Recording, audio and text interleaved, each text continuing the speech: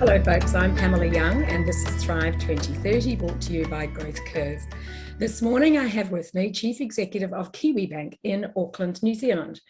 Hello Steve, this is Steve Jurkovich folks. Hi there, how you going? Good, how are you doing this morning? Yeah, really good, thank you. Excellent. Now, Steve, let's just introduce the bank. It's a bank for predominantly SMEs in New Zealand, and it is owned by a consortium of financial institutions in New Zealand, the New Zealand Post, the ACC, and the guardians of the New Zealand Superannuation Fund. So these are the people that have oversight to your bank operations. Is that correct? Yeah, it is. So, I mean, they're quite an interesting ownership group because New Zealand Post has been around since basically, people started sending letters in New Zealand. So, one of the kind of iconic government departments, if you like. The other two are a little bit different and quite unique to New Zealand in a sense. The Guardians of New Zealand Super are our, a very large sovereign investment fund that look after the retirement needs of all New Zealanders. So really quite interesting as a shareholder, their investment horizon is sort of 80 to 90 years from now. So, my 15-year-old, her retirement's being looked after by the investments of today by New Zealand Super. Fantastic. And then quite unique to New Zealand is the Accident and Compensation Corporation, which is a no-fault liability insurer, which is New Zealand's largest sovereign fund. It was pretty much line ball between them and Super, to be fair, but they look after the rehabilitation needs of New Zealanders recovering from accidents. And unlike other jurisdictions, there is no ability to sue. So they are the sort of standalone recovery vehicle. So they're not only a very, very large health provider, but they're a very, very large investment firm as well. So quite interesting compared to, say, institutional shareholders, probably a little bit of a longer term view about how they invest in the bank. Yeah. And as you pointed out, we are pretty much a vanilla retail bank. So we look after the mums and dads and individuals in New Zealand and through into the small medium enterprise. For the viewers and listeners that don't know New Zealand, agriculture makes up a large part of New Zealand banking services, and we don't support that area. So we are quite focused on who we want to look after. Yes. Now, just before we get into the conversation about the pandemic and how it impacted your bank, I'd like to introduce you. Now, folks, Steve was born and raised around the Rotorua region, I understand. Yeah, that's right. Yeah. So I was looking for Rotorua this morning, and I drove through there at Christmas time, and I hadn't been there for a very long time. And look what I found. Yeah, that's what it's famous for. Would you like to explain?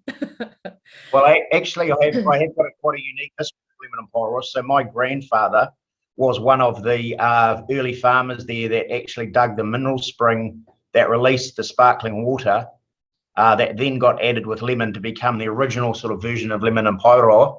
Bought over by Coca-Cola Amatil, and the recipes obviously changed. But as you drive through Rotorua, which is a rural services town, and one of those towns in New Zealand that's rises and falls on the back of agriculture, actually you can still see the original fountain where the water came out. And my tip is to not try and drink out of that fountain today. That's a very interesting story. And look what else I found about Rotorua. I had no idea that it had 26 Harlem Games and a tattoo. Is this something I had no idea? Is that you standing in the front there? No, I've got no Scottish heritage nor the willingness to throw big posts around the place. But it's interesting. I mean, my grandparents came out from Yugoslavia, Dalmatia, whatever you want to call it at the time. Yeah. My grandfather was one of two brothers who came out, and actually they for whatever reason in the queue, they got put on different boats. And my grandfather's brother ended up in Canada, where my grandfather thought he was going, and he ended up in New Zealand. And so they didn't speak for over 2 decades. So, I sort of, New Zealand is a pretty diverse country with a real mix of people. On the one side of my mother's side, 6 or 7 generations from Mangawhai, which the area well. Yes. And on the other side, I'm the first generation of my family born here on that side. So, when I think about New Zealand and particularly our biggest city, Auckland, it's a pretty diverse place made up of a whole lot of Kiwi who have made the choice to move to New Zealand. And so always sort of keep that in the back of my mind that, we're only one generation away from, being a Kiwi and all our different flavours. That's true. Okay, so then you moved to Auckland, which is where you spent your adult life. Yep. But for me, the exception was going to University of Otago, which is in Dunedin. Yes. So for me, it's New Zealand's oldest university, and somewhere that was sort of a life-changing, like many of us, I suppose, who go to university, but for me, particularly life-changing event. Yes. First generation of my family to go past secondary school, so quite a change. Dunedin's pretty different to Auckland, and I've I just spent a weekend with some of my best friends from university. So it's decades on, and there's still some really deep friendships from that amazing place that is the Otago University. Fantastic. So you're a born and bred, through and through Kiwi. So it's an appropriate, you're an appropriate person to be running a Kiwibank for Kiwis. So you understand the issues pretty well. Having said that, I have worked for two of the big Australian bank subsidiaries and in Australia. So I feel like I've got a reasonable flavour for the differences and the similarities. And the Australasian context as well, yeah. Which is fantastic because we want to talk about Asia Pacific, and obviously having worked for those big banks across Australia. And I think you did your EMBA in Sydney University, didn't you? So you obviously spent some time as well. Yeah, and it was an amazing institution. So yeah, fantastic. So that was just provide a bit of context about who Steve is and your your oversight of this great bank. So let's turn our minds now to last year, and you have been running the bank for about 4 years. When the COVID hit early last year, where were you at that time, and how did it hit you? Yeah, I mean, for me, it's an interesting situation because where I was when the pandemic first got announced has sort of been less impactful for where I was when I sort of realised the potential underestimation that I had. So I was a participant in a 3-day offsite from the New Zealand Initiative, which is a think tank in New Zealand. And we had one of these love-ins that you have at one of these resorts, and this one happened to be in town in Auckland. And when we arrived on the Thursday, there was the chairman of the New Zealand Initiative was very agitated around that we were meeting in person. There's this thing called COVID. I don't think we were even really calling it COVID-19 at the time. It was COVID, and couldn't believe that we were getting together. And he was in a pretty agitated state. Yes. We heard from an economist after lunch, and that followed the former Prime Minister John Key. And John Key had been reasonably pessimistic about how things could unfold. Okay. But the economist who came on and spoke to us was actually very, very dire. And in my role, I've had the pleasure of looking after the economics department for 3 different banks. And it's not unusual that the economists, when they're trying to cast forward their view of the world, can be reasonably dramatic in their overviews. So because that's the game they're in, they're having to make predictions with limited data. And so this was a very pessimistic overview, like really pessimistic. And I went to the dinner. Actually, I went to the drinks before the dinner, and I had to leave I didn't stay at the dinner, but the conversation at drinks pre-dinner was starting to escalate in the sense of news was coming in all the time as a result of, our time zone. And by the time we got back there on Friday morning, they'd canned it at lunchtime. And so they just didn't feel like there was a whole lot of business leaders, and all these business leaders was needing to get back to work to find out what's going on. And so when I think back about that time, I think, just kind of a classic example of, underestimating the long-term impact of how things can play out. And so for me, that's kind of really the moment now that I reflect back, which was, perhaps a positivity bias, incomplete information, meaning that it was going to sort of, we thought it was going to play out. I thought it was going to be, if it was bad, I guess in my own mind, and I'm frank, if I think it was going to be bad, I thought maybe bird flu or something like that. Yeah. Certainly nothing like we've seen and experienced on a global level and continue to experience. As we speak today, Australia's going through a sort of a resurgence of cases and things. That's true. It's pretty challenging. Not surprising though, because it's been 100 years since we had a pandemic, so none of us had the experience of knowing what to expect or how big it might be. And we usually like to have the cup is overflowing approach to life, don't we? So therefore you'd think, okay, I wonder what it's going to be, we'll handle it. But as you say, we had no idea it was going to be so pervasive. What was your immediate reaction as a management team when you first got back from that conference and came back to town or back to the office with your top team? How did you first react? What was the conversation going on? Well, I think it became reasonably apparent that we needed to go much wider and look global to see what really was unfolding. Yes. That New Zealand, has got an isolation advantage. It's got a big moat around it. Yeah. And so actually when you look to other places around the world and the authorities and government started to think about the way that things were unfolding and probably more particularly how fast things were starting to unfold. Yes. And Italy in particular was that sort of epicenter at the time as things really started to extrapolate there. It became reasonably evident that we were going to have to, think about what would happen. As it turned out, our Prime Minister did, the government, but essentially led by the Prime Minister, did take a go hard and go early approach. And there was definitely quite significant uncertainty. So, for instance, we didn't know whether banking, as in branches, was an essential service or not in the early days. Right. And so, if you think about the most vulnerable banking customers in any country, they are typically quite skewed towards needing branch face-to-face facilities. So, if you're suffering, some sort of different ability in the sense of being able to read, or contact, if you're on the other side of what we call the sort of digital divide, or you're isolated from technology, then actually the phone and going to see people face to face. So it became quite clear quickly that banking would be an essential service. Yeah. And then in a bank, you sort of split into two camps loosely. You've got those that are facing the customer and those that are supporting those that are facing the customer. And so, in some of our central core functions, we were able to work from home, and I'll come back and talk about that in a second, but we needed to work out how branches could be opened safely. People still needed access to money. Like in any situation like this, you usually need to flood the system with cash to make sure that people don't panic if they can't get hold of cash. Yeah.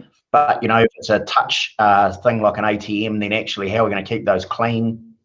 So there's a lot of complexity that unfolds. And I think every business was, sort of had its own set of wicked problems. But the banking industry sort of rallied around, dropped the sort of sense of, the main focus being competing with each other, back to the sort of sense of how do we support the community and what can we do? And what were the biggest risks? What were the top three things that you as the top team said, these are the things we've really got to get on top of quickly? Business. Yeah, I mean, the thing really, and I think ultimately always should be, is the safety of your own people. Yeah. Because if everyone sort of focuses on the safety of their own people, then generally you end up with a community that's safe. But the really perplexing problem was we were asking people to leave their home and come into the workplace and either face the public as a result of being, truly working on the front line in a sense of face to face, and then return to their families, or we were asking people to leave their bubble and come into a contact center environment or an enterprise operations area where there might be hundreds of people in the building.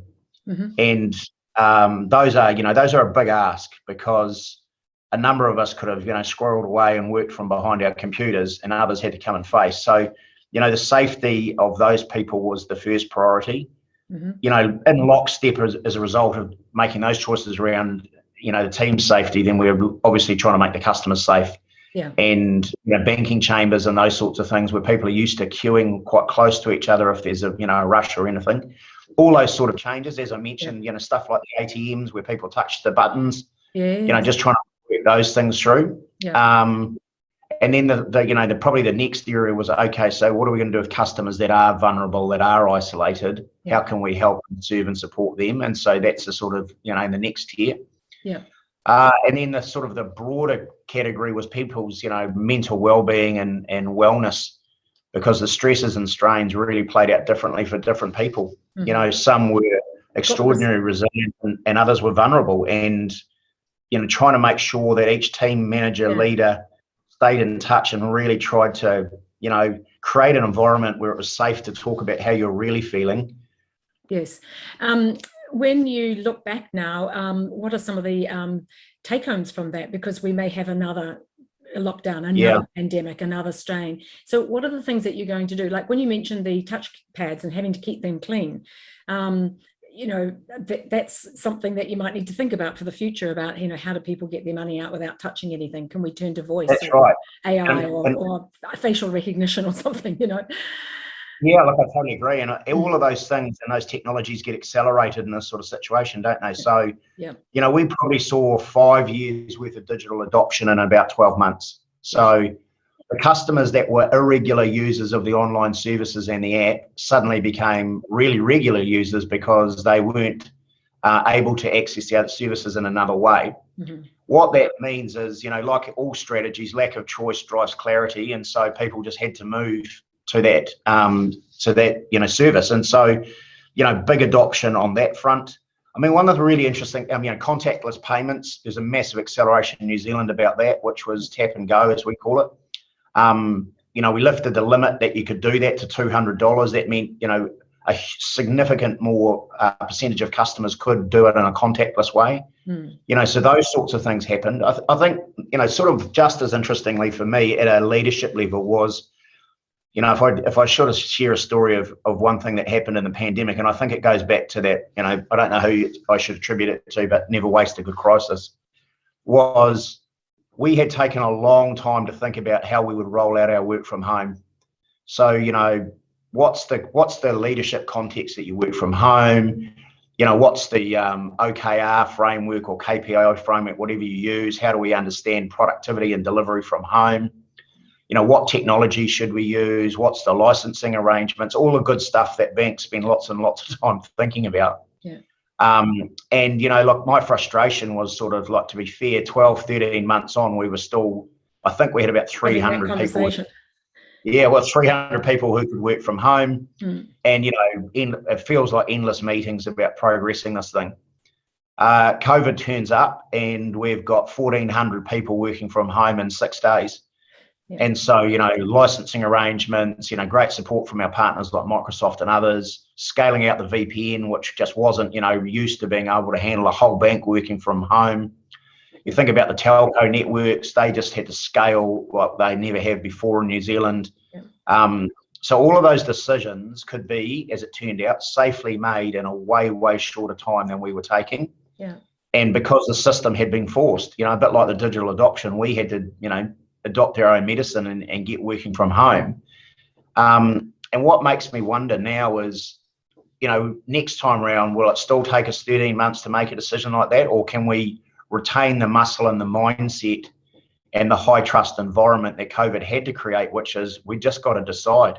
Yeah. So is it good enough? Yes. Is it going to be perfect? No. Is anyone angsty about the fact that it's not 100% perfect in lockdown? Not really.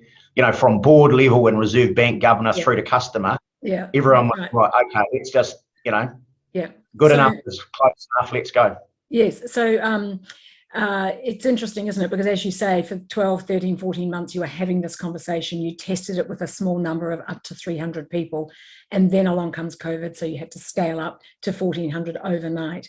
I guess the question is, the reason that we all take so long in our original decision making is that we are concerned about risk, obviously, and how it's going to impact the business. And so we're trying to mitigate risk by covering everything, questioning everything, checking and evaluating everything. So has this experience, firstly, did any of the risks occur? And if no. Yes, no, okay, good, tick, excellent. And if they didn't occur, then do you, as you started to suggest just then, are our boards and our senior management and our people going to be ready for the next time you want to introduce a major change?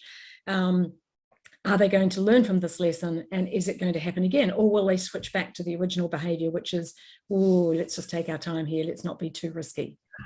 Oh, it's a great question. Look, I'd love to think that we've built some new muscle. I mean, banks are a little bit different. The sort of core principle of a bank supposedly is we're supposed to be in the risk business. Yeah. And, that risk appetite really is the core of whether, who you decide to lend to, what activities you undertake, etc. And so, we should be pretty wired to understand that operating within the risk appetite mandate is kind of how our optimal settings are. We're not like a surgeon or an airline pilot, which is your risk appetite should be very, very, very, very low. I don't want my pilot to sometimes check whether things are right before she takes off, or my surgeon for her to say, I'm having a bad day at the office today, things aren't going to go that great. But banking is about making decisions and taking a portfolio approach. So in the one sense, perhaps, in the other sense, I think, people do revert to type. I think in some of the areas it's really helped us to work in a more decentralized way because, as you know, in these sort of crisis things, you have to do small team stuff. You have to break up into teams. There's often one person who's the BCP coordinator. In our case, this was our chief risk officer, and she sort of led. So I was a team member rather than the leader in that situation. So you break into small groups. You go away and do your work for the day. You have a quick call at the end of the day saying, this is where I've got to, Pamela, what's next? So kind of like a much more agile working framework. And, banks in particular usually work on monthly cycles or fortnightly cycles, lots of papers, lots of PowerPoint presentations, lots of decks. Yeah. None of that stuff's available. Because, what was you right about? At what level are we going to be in next week? Who knows? At the moment, Wellington's in level 2, extended on the weekend for 48 hours. There's no point writing a deck about that. You just got to work with real-time information. So, I think in that sense, we've probably got better, but I can feel it creeping back. And so the challenge, I think, as a leader is, what sort of context am I creating? That high trust environment when the stakes are high, I think it gets chipped away at, and the challenge is to try and not let it get chipped away at, to be okay to make them, to not have all the information, because I think in these situations, you're liberated by the fact that it's not about right or wrong. It is the facts change. Yeah. And so, interesting time. Yes. One of the things that I was chatting with someone the other day about is behaviours are driven obviously by our assumptions that we know to be true, and our deep set of values and beliefs that we're raised with, which shape the way we think, which is our attitudes, and that is comes out in our behaviour. What you exhibited through the change of your people's behaviour in that 6 days was that they recognised the crisis, followed the leaders, and the behaviour came. And as you said, you can see it slipping back to normal state. In order to hold it in place, what you need to do obviously is adjust the assumptions, values and beliefs that drive behaviour. So it can come and it can be embedded. It's just a matter of having time to talk with them about what was it that shifted. And if your assumption was, we can't work from home until we're very sure it's safe. Now the assumption is we did work from home and it was safe. So it's embedding those underlying values. Can we turn our mind to the SME market? After all, most countries right around Asia Pacific, SMEs are the backbone of the economy. They make up, in a lot of cases, up to 90% of the GDP. And we know that many SMEs suffered hugely, and some of the smallest ones who were not able to pivot, didn't have the technology, didn't survive. Could you tell us, I understand your customer base is largely SMEs, and would you just share with us what you observed in terms of their behaviour and how the bank responded to help them? Yeah, sure. So, as always, I think probably best to start with the customer. So there was groups of customers whose businesses were absolutely decimated and continue to be so. So if you're by way of example, if you're a business that's backbone of its business has been supporting, high-end luxury bespoke travel into New Zealand, that market was a very strong market for New Zealand. So, bespoke experiences, helicopter trips, those sorts of things. High net worth Americans, Europeans, Asian visitors traveling to New Zealand, once in a lifetime style experiences, that business just shut overnight. And, I have a lot of sympathy for small, medium enterprises because, it was very fashionable to talk about how they would pivot, but not many businesses are so resilient they can handle revenue going to zero. Yeah. And so there was mass cancellations in those businesses, and it hasn't returned. And so, moving towards supporting New Zealanders who want the similar experience, but probably at a reduced price point, because, typically in most countries, locals don't visit and don't, value the experiences as much as overseas visitors, meant that was really, really hard to do. But generally speaking, I would say that New Zealand small, medium businesses were incredibly resilient and incredibly agile to move. So, like if I think about restaurants and cafes and things like that, they stood up alternative business models with delivery, with no contact service and those sorts of things basically overnight. Now, those businesses, there's not many that some thrived, of course, but not many. They got themselves through. And so, my experience in previous crisis, global financial crisis, not quite a crisis, but a very significant downturn in the milk price, which put the dairy industry under a lot of pressure in New Zealand for a number of years, and this time round, is that New Zealand business owners are, they will fight for their lives. And that, they really, really care deeply about it, because it is the whole backbone of, what puts food on the table for them. So, the government did a great job. I think the learning from the GFC was, and this has played out globally, I think, my observation as a banker was there was a much stronger playbook for COVID-19 than there was for the GFC. And the GFC, there was still, a sort of a blame around, who were the banks that did this and who were the bankers that caused all this. Plenty of blame to go around. Was it the investors hungry for yield, or was it the, financial engineers, all those sorts of things. The great thing about a COVID situation, I guess, and if there is anything good about it, is no one is to blame. No one is resilient to it. No one, creates it or wants to pass it on or get ill. So I think if you're freed from that sort of burden, then the reserve banks and central banks of the countries just decided you need to flood the system with money, and they did that. Yeah. And New Zealand, went pretty hard on that. Yeah. So quantitative easing is the kind of playbook. Government support through inland revenue loans that are interest-free, business finance guarantee schemes. Banks foregoing and allowing people to go on to, interest only or no repayments for quite some time. Yeah. All of those things took the sort of immediate cash flow pressure off to a degree. Yeah. Were there other practical examples other than support with loans and taking the pressure off and extending their period of time for payment? Were there other practical initiatives that the banks took to make it easier for people? Yeah, I mean, one of the things we had to do was just be there to talk. Because what we found was a vast majority of customers didn't have any true, in a sense of financial stress. What they had was perceived financial stress, and actually, perceptions are reality. Mm-hmm. So if you think you've got a problem, then you feel like you have. Yeah. What they wanted to know, I think what they wanted to know from the bank was how we were going to react. Yes. Versus how we were reacting at the time. And so with everyone taking a deep breath and saying, Reserve Bank did the right things. They changed the rules around what's performing and not performing and all those things. They got the major settings right. But I think the mindset of the most organisations, a big number of landlords gave rent relief, those sorts of things. Uh-huh. Take a long-term view and you're hopeful you can get through it. Now, that's not the case all the time, but I think it was good. I mean, the most practical thing I think I've seen, and the lesson that I sort of take away from the situation as it stands at the moment, is that the best operators always focus on controlling the controllables. And what I mean by that is there is lots of things that you can't change. There's lots of things you can't control.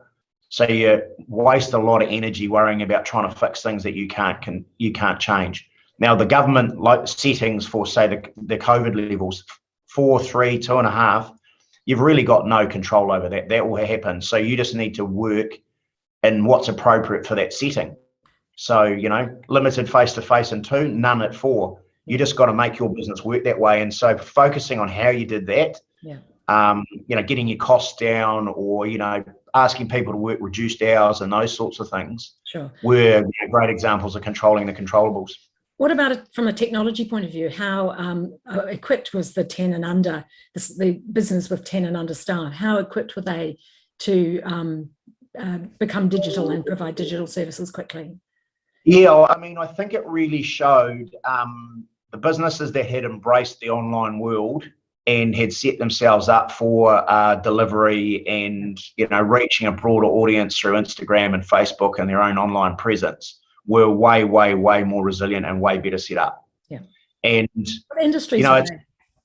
Oh, look, I mean, I think it would actually applies to so many different industries. I mean, the local coffee shop, which, really thrives on being well located and great service with a smile and quality coffee. Their change was you can order online or by text, and you can have, contactless pickup. Sure. So, some were well equipped for that, and others scrambled to do it off their phone, and away they went. Yeah. But others that were, like it or don't like it, Uber Eats, those sorts of food delivery services have absolutely smashed it. So, the question then became, was there a fair share of that revenue being split between Uber Eats and the restaurants? And so we saw startups pop up and say, well, actually, maybe we'll be an alternative to Uber Eats. And so, we'll do delivery. Yeah, that's a kind of a classic example of a true pivot, right? Which Yeah. is you might have been working on something else and jumped into something else.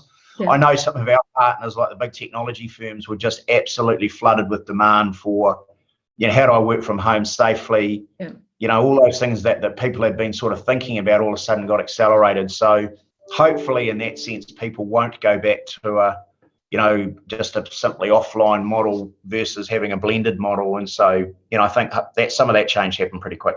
Yeah, I'm pretty sure most people are expecting this might continue, and especially when you hear Sydney's just been locked down for 2 more weeks, Wellington's locked down, right across the Asia Pacific region, people are still in lockdown and haven't come out. So I think people have now got it, that they better prepare to be online. What is your advice to small businesses in terms of business planning, financial planning, technology and digital planning? Do you have some advice for the small businesses to help them understand what is going to be required to survive and thrive to 2030? Because we may have another pandemic of a different strain coming 2 years from now that might put us all backwards to where we were last year. I mean, I think the highest order thing is probably getting your head around the fact that there is, we used to talk about a lot of times, and it was, everyone that's done any sort of study or interest in the area, we live in a VUCA world and, it's volatile and it's uncertain. But actually, there's nothing like a good pandemic to make everyone realise that, wow, it is very volatile and it is very uncertain. Yeah. And so, you were talking about before, some people believe it and then they see it, and other people see it and they believe it. But no matter which camp you're in, you've come to this and gone, okay, it is much more uncertain. I have to be prepared for the fact that things can change literally in 24 or 48 hours. Then I think that leads you to, okay, so what are the capabilities I need to be able to do and survive in these areas and hopefully thrive? And then I think if you think about businesses that thrive, they're usually really clear about what business they're in and what business they're not in. And so I think if you start to think that way, you go, well, say I'm a restaurant. What business am I in? I might decide I'm in the experience business, but actually, putting up the online website for ordering and delivery, I don't need to be in that business. There's other people in that business. I just need to use their capabilities. So, finding someone who can put up a hosted website for you so you don't have to hire someone to build a website and learn and make all your mistakes for the first time. If I'm in the restaurant business, do I need to be a search engine optimization guru? Probably not. There's people that do that. So how do I find those? So I think, what my view is that really much more around trying to orchestrate all the different capabilities that make you more resilient and more able to thrive is kind of the core competency that you want to be thinking about. And then you do that and you kind of recognize, look, I don't have to be an expert in all these positions, and if you think about great, say, sporting teams, I'm a bit of a sports tragic, but the best sports teams, not everyone's trying to play every position. Everyone's really clear about what they're supposed to do. Yes. You think about, I guess obviously we're very proud of the All Blacks and probably the most, if it's such a word, winningest team in history. One of the keys you see if you spend any time studying with them is that they just really make sure they do their own job. Really well. Do your job really well and look after, and help your teammate when you need to, but your job's to do your job well. Again, control the controllables, and you can thrive. And so, that my advice for what it's worth is just try and work out what those capabilities are. Be open-minded, have a growth mindset around how things can change and the opportunities that they create. It's really easy to get into a below-the-line sort of fixed mindset. Yeah. And I think everyone goes through that. The question is how long you stay there before you can get above the line and get into a growth mindset. And to me, that's, businesses that thrive always have a growth mindset, but with an eye to the context and, and the risks. As one of the biggest banks that serves the SME market, your point about needing to be ready, build capabilities and skills and confidence, that applies to you, your people, your top team, and it also applies obviously to the business owners of the SME market. Do you see a responsibility that you might have and other major players in the market who the small businesses of New Zealand rely on for advice and guidance? They rely on you for financial support, for guidance in running their business, for balancing their debt equity. You know, they come to you for advice. So what would you be doing differently going forward to create capability within your business so that you can share that with your customers, so you can make sure that they survive? You want your customers to survive and you want them to grow. Have you thought through that yet? Yeah, I mean, one of the good things, I guess I've come to the conclusion of, with the size that we are compared to our competitors, is that we can't do all this stuff ourselves. And so, you know, we have to be orientated towards partnerships and getting the right capability in front of the right people. And so, sort of, you know, it's a little bit of a different take on the question, but if I just use the example, one of the ones that I think really is the proof point for us is we have a partnership with an organisation called Banker. Banker uses gamification to help kids roughly under the age of 13 learn about money. And so one of the things that I would say is, you know, the way banks traditionally tried to provide financial advice and education was, you know, Steve dressed up as the super money man and turned up in the school classroom and explained about how money worked. You know, we know that our kids do not learn that way. So, you know, YouTube, gamification and being online is like 95% of the way they're going to learn these sorts of things. So Banker is a brilliant partnership led by a couple of inspiring founders, way younger than me, way smarter than me, way faster than us. They provide the online capability that goes into the classroom to allow these classrooms to run their own economy and learn about money. Fantastic. You know, and personally make decisions about superannuation and how interest accrues and all these sorts of things. So, you know, we can lend our brand, we can lend some size, we can lend some reach to a startup who's doing a way better job than we can ever do. And it's because Banker are in the business of educating kids about finances, and we're in the banking business. And so if we can work out how to partner with people, we can make a difference there. And I think, you know, generally speaking, the banks do a reasonable job of partnering with, you know, the business associations and things like that. But I think there's a much bigger opportunity. Yeah. One of the really perplexing problems, I think, in New Zealand and perhaps in other countries as well, is there is no shortage of goodwill and there is no shortage of resources to help you understand how to do these things. Yeah. But for whatever reason, the gap between, you know, the supply side of all the great things that are happening and the customers never really has been as efficient or as effective as it could be. And I'm not 100% sure why there's the gap, but we need to break that gap. And we need to, you know, I guess one of the things about being a small business owner is you have to be in charge of everything. Yeah. And, you know, if she's making all the decisions, then, you know, freeing up enough time to learn about the other capabilities and things you can do is challenging. So you've got to accept that. I think the best thing a banker can do when they're talking with a small business is, you know, really try and help the sense of curiosity about, okay, Pamela, how would you respond if you had to lock down? You know, what we've seen from other customers is they've made these choices. Hey, where did you get to in that sort of working from home and the security and stuff?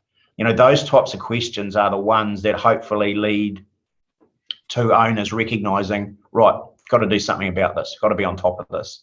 You know, what were the lessons I learned out of it? What would I do differently here? That reflection sort of stuff. So, you know, I think that's the best thing we can do. And to do that, I think back to your point before, which I thought was a very good one around, you know, what changes behaviour and culture. Well, I'm a massive believer that habits and rituals do.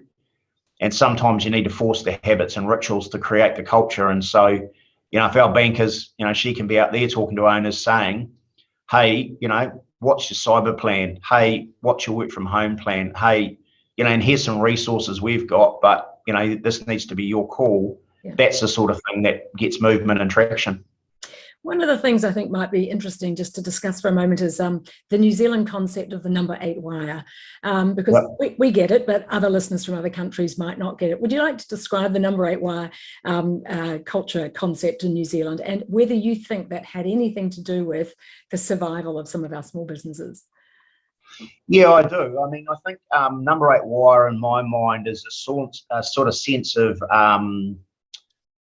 flexibility of mindset of, you know, thinking about things in a different way, being sort of flexible and adaptable, you know, repurposing things to serve another purpose. And so ingenuity, I guess, is one way to describe it. So what's good about that is that it does drive, you know, resourcefulness and ingenuity. What's bad about it is I think it creates a mindset where you think you can do it all yourself, or you take shortcuts. Yeah. Like, you don't want to be number 8 wire around cybersecurity. Like, that's not an area where you should just give it a go. That's an area where you want experts to help you. And so sort of, in the New Zealand vernacular, being able to jimmy a few things together with Nimble and make it,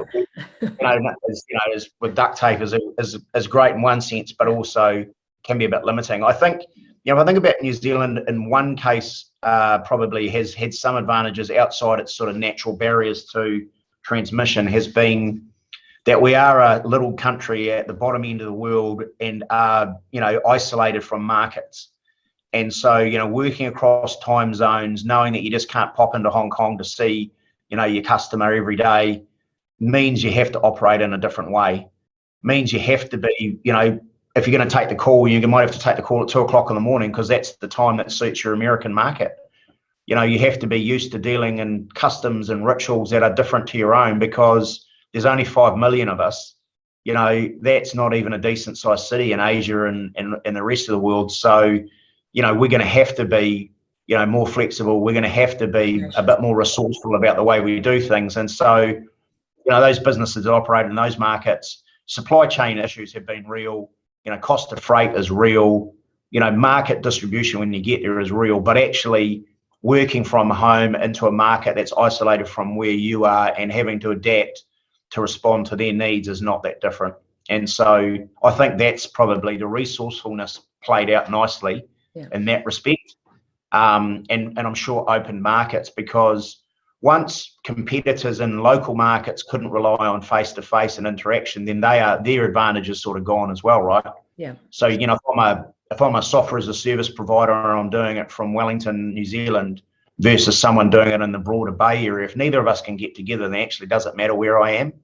So I think customers' lenses opened up and said, you know what, and we're seeing some companies where people aren't returning to the office. Now, that's a kind of a vexed question about who's coming back and who's not. But, some companies I'm sure will actually never go back to owning office environments because they've just realised they didn't need to. And others will be, others are saying, a lot of major institutions around the world in the last few weeks have announced either a sort of 50-50, 2 days at home, 2 days at the office, fifth day you decide with your manager. And some have said, some of the big global consulting firms have said, we're just going to allow our people to work at home if it suits them better. I think it's a done deal. We've proved that presenteeism is not a measure of productivity or people's loyalty or commitment or motivation.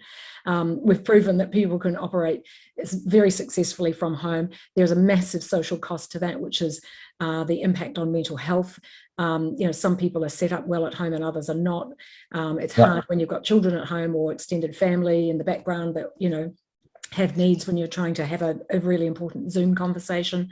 We have to be, I think we have to be quite realistic about the landscape going forward.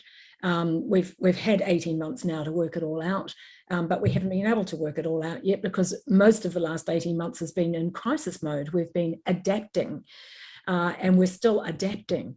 But what we need to be thinking about is the landscape going forward is still unclear. It's rather uncertain. So I suppose, the question I'd like to put to you is, how do you and your top team plan forward when there could be more pandemics, there could be more shutdowns, there could be some financial and economic and social costs that we have not anticipated yet, because there's a very close intersection between, a good economy and a healthy society. And, we're yet to see the impact of that. So going forward, how do you plan? How do you corral your people around to anticipate the future? And what's going to be your mechanism for remaining agile and remaining nimble, keeping people focused? I think there's sort of two things I touched on earlier. One was a growth mindset. So, how can we make it work in these circumstances? How do we make it happen? Yeah. I think you need to, one of the values we're really trying to double down on is being flexible and adaptable. Mm-hmm. And they're sort of, they're interesting words, but, what we often talk about is let's get the words off the poster, in the sense of, how does that show up in leadership behaviours? So what does a growth mindset mean in practical terms? So people are listening, when you say that, what do you mean as a leader? How do you achieve that? I think it manifests itself in a sense of possibility and a sense of high trust. So, you know, is your starting position that unless I can see Steve at work, then I think he's not working? Yep. Or, like you touched on, what's the outcomes and the impact I want Steve to have in his role? How he does that will vary. You know, what's the right blend? Let's have this conversation, because unless I can have a real connection, I don't know whether Steve loves working from home or whether he hates working from home. Is Steve well set up to work from home? You know, there's some health and safety aspects of like what's the actual setup, ergonomic, etc., etc. But if he's got a young family, it might be fabulous or it might be hard. He might be living in a shared, flatting environment with 5 other people who work for competitor firms. That may not be great.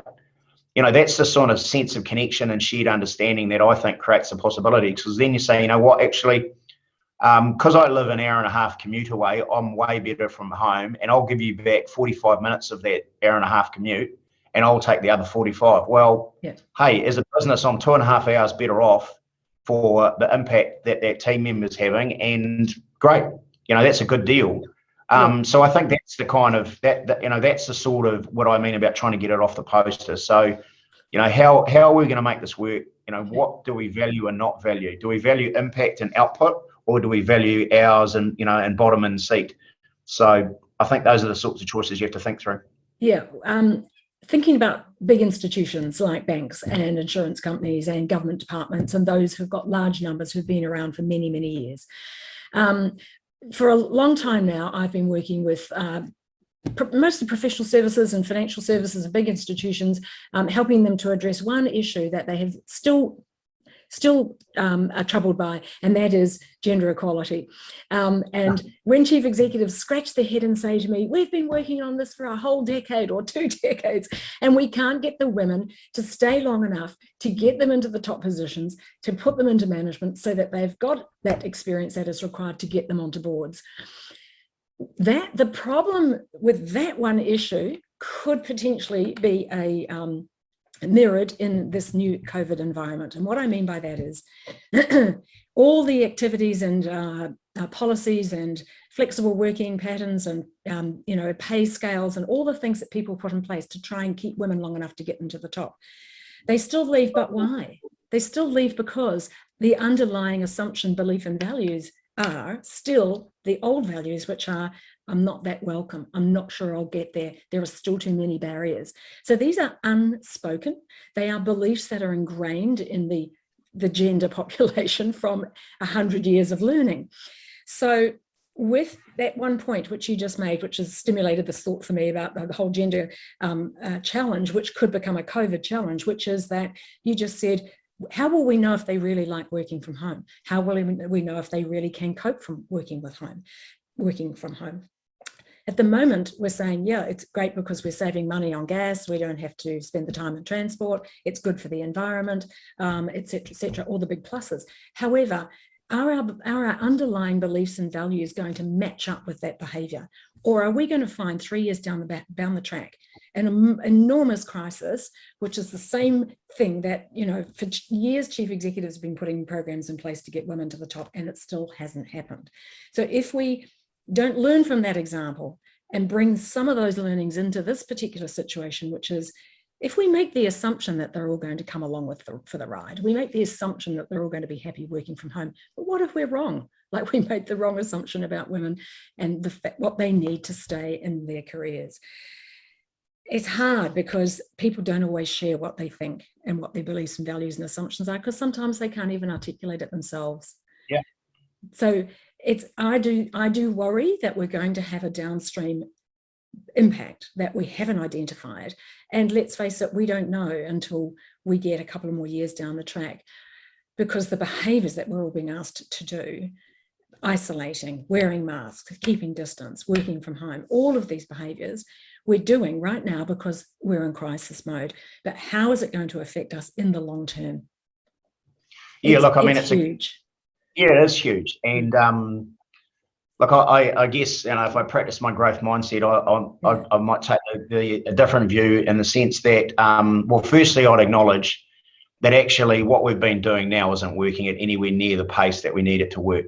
So I don't know how long targets have been around for you. I mean, you've been studying it and talking about it with the firms, but, as long as I've been working, which is sort of mid-90s, we've had the same problem. And my former boss talked about the glacial pace, and she was 100% right. So firstly, my starting position is what we're doing now isn't working anywhere near the pace we want to, despite good intentions. So, definition of insanity is to carry on doing the same thing and get the same result. So let's imagine we do something different. What are some of the positives I'd talk about? So what I was asking though, Steve, is the learning from not being able to achieve a result in that particular challenge, which is gender equality. If we take the learning from that and put it into the COVID situation, which is we need to be careful that we don't make the assumption that because people are working from home and they say it's okay, that they really mean it's okay, because they may not. 100% I agree. I mean, all I was going at is that, some of the circumstances that favour men, we get together, we've got more flexibility about staying after work to have a drink or catch up socially, or we're interested in the same things.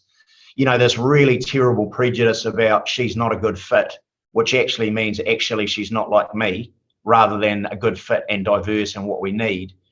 I think there's a truckload more men who have understood what it looks like to try and balance things at home than there was previously. Yeah. I think there's a massive blind spot to it. And when you've had to juggle the kids or get them on the school call or, educate them at home and balance the working environment, I hope some people's eyes have been open to the incredible challenges that we put on the primary caregiver, whether they're male or female. So hopefully that changes some stuff. I think the ability to not get together and just rely on the sort of serendipity of that you and I might bump into each other and have a cup of coffee, you actually have to plan that stuff. And so, if you're working from home, you do need to have those check-ins. They do have to be planned in habits and rituals. Now, you won't have decent conversations without high trust. Yeah. And, that's the thing, right? Like, how can you create safety? How can you create trust that allows that conversation to come out? I do think that's the best enabler, but I absolutely 100% take your point, which is there's a real risk it could amplify the distance. It could really, prejudice the opportunities to show up, the face-to-face stuff that has a big impact on how you feel about people. Less customer, if you're in a role which requires you to work with clients or customers and show your impact and ability to grow the business with them, that might be compromised. So, there's a lot of tricky situations. So, but I think it's a great steer that you give us all, right, which is be aware, think about those things, think about the unintended consequences, and don't assume that this thing will be over in 12 months. I mean, lots of people argue that we're coming into the trickiest phase. And if I think about New Zealand, classic example in the last few months is because we've had so few cases, touch wood, for so long, people are getting grumpy about why we're locked down. And that starts to force the situation. It's going to be way more complex to work out how you come out of it and how you open up. Because at the moment, the sort of fortress mentality we've had in New Zealand, which is lock everything down, don't let anyone in, isn't sustainable. There will come a time when we have to open. The rest of the world will open and we'll all get to live with this. If you think about the impact of COVID, which is, huge, and I'd hate to ever sound like I'm not respecting it, but versus other diseases, versus other things that happen, this is going to have to be livable. And so we're going to have to make changes. We're very slow vaccination rollout in New Zealand because I think lack of cases. If we had more cases, I'm sure we'd be vaccinating faster. No one wants more cases, but sometimes more cases accelerate. You look at the UK population and other areas, Israel, they're, just exponentially faster. Yeah. Why is that? Policy settings and, infrastructure that allows you to do it. Yes. Right? Yes. So, I mean, it's a super interesting point that you make, though. So can we just finish up on that sort of what's the responsibility of government? I mean, as we know, the word government suggests to govern, and we're hoping that the business community will provide some guidance to government about what we need them to do to enable growth, to support people to get back, for the exporters to be able to export again, and for us to be able to allow tourists and the students to come back, because that's, the part of the backbone of our society. There are lots of island nations in Asia Pacific. It's not just Australia and New Zealand. You've got Taiwan and Japan, Singapore, Indonesia. There are lots of island nations who, like us, rely on people coming into the country. And if we don't open those borders up, you're right, it's going to be really it's important that we do and find a way to do it. So I suppose we could just finish up on that conversation about the relationship between government and business and the industry leaders in business and the industry associations. What should we be looking to them to do to steer government to help open it up, make it quicker, get it faster, get the vaccine so that we can start to live within the environment of COVID and be more successful? Yeah, I mean, ultimately, I'm a believer that governments respond to public opinion and, the velocity and ferocity of the questions that they're being asked. So I think, a bit of air cover and support from the business community to accept that they are going into a tricky phase about reopening, but that there is an absolute necessity to reopen. So it can't be a binary about whether we're open or closed. It has to be way more nuanced about how. And what are the logical steps we can take to start to extend that opening in the safest way possible, but get away from this idea that there's some answer where there will never be anyone who suffers from the virus. Look, that's just not realistic and the way of the world. So conversations need to be about how. I think if we can get, the risk I think is that the conversation between business and government goes into a downward spiral. Where parties get more entrenched in their views versus an upward spiral, which is, well, what about if we did this? What if we did that? What about a digital vaccine passport? How does that look? So I think an openness to people participating, that's critical for us. And I really, really hope it's only, weeks and months away, not another year away where we just keep kicking the can down the road for, we won't open till we're 100% vaccinated. I just don't think that's a realistic pathway. Yeah, I agree with you. It's been great talking with you today, Steve. But before you go, I've got one really important question for you, which is that if you happen to be chief executive of the world for a moment, what would be top of mind for you? What would be your 100-day plan? What would you want to tick off?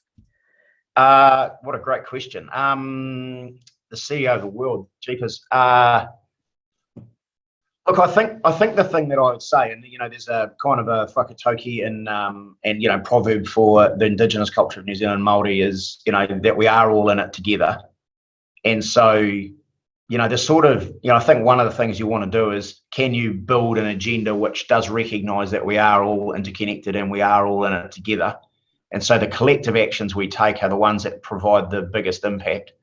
Because having a world that is separated on its own wealth by who can be vaccinated and supported doesn't feel like a great outcome, and will ultimately, some of the fastest growing economies that drive the growth of the global economy are the ones that are most vulnerable to this. So I think you have to think about that in a different way. Look, I'm a big believer that there's a sense of possibility, and how can you build trust? I mean, on a global scale, that's a heck of a question. I'm not sure of an answer to that one, but yeah, it is. I think if you can create a sort of a sense of openness and on how, not whether or not, that's your best chance to try and liberate all the fantastic technology and capability that's around. I mean, it could be an absolute game changer for some technologies. The fact that we still don't have a reliable, globally recognised saliva test to test for it, that we can't use technology and AI and other things to allow people travelling through borders to be risked up or not, depending on where they've been, and those sorts of things. Those are the things that sort of, I hope, get us back on our feet as quickly as we can. Fantastic. It is a challenging question, I have to say, but I'm looking forward to seeing who answered it way better than me. No. You did a great job there, Steve. I mean, I think what it does is it brings you up to a helicopter level, doesn't it, for a minute, and you start to think of outside of your own bank, your own industry, your own nation, and just think about how you can help. But as a chief executive of a major institution, it's important that we all think about how we can contribute to the world, and particularly to Asia Pacific region, which is our backyard. So thanks so much for your insights today, Steve. Really appreciate it. Thank you for joining us, giving us your time early on a Monday morning, and all the best for you and the bank. Steve Jurkovich, lovely to chat. Thanks Chief so much. Executive of the Kiwibank in New Zealand. Thank you.